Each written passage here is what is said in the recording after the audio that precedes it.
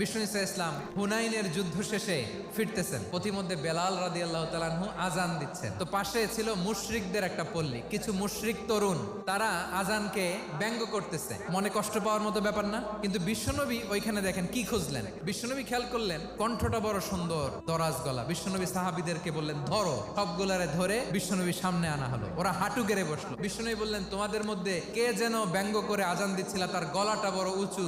আবু মাহজুরা বলে আমার বন্ধুরা সবাই আমার দিকে আঙ্গুল দেখায়। আবু মাহজুরার মাথায় হাত দিয়ে বললেন এবার আজান দাও দেখি। আবু মাহজুরা বলে আমি তো আজান দিতে জানি না। বিশ্বনবী বললেন তাহলে আসো আমি তোমারে শিখাই দেই। বিশ্বনবী একটা বাক্য পরে, আবু মাহজুরা পরে, বিশ্বনবী পরে, আবু মাহজুরা পরে। আবু মাহজুরা বলে এক একটা বাক্য পড়ি আমার কলিজাটা গলে ঠান্ডা হয়ে যায়। বিশ্বনবীর সাথে দাঁড়িয়ে উনি শাহাদা পড়ে মুসলমান হয়ে গেলেন। বিষ্ণু ইসা ইসলাম বললেন যাও আবু মাহজুরা, আমি তোমাকে পৃথিবীর শ্রেষ্ঠতম মসজিদ মক্কার মসজিদুল হারামের মুয়াজ্জিন হিসেবে অ্যাপয়েন্ট করে দিলাম। দেখছেন কিভাবে ট্যালেন্ট হান্টিং করতে হয়।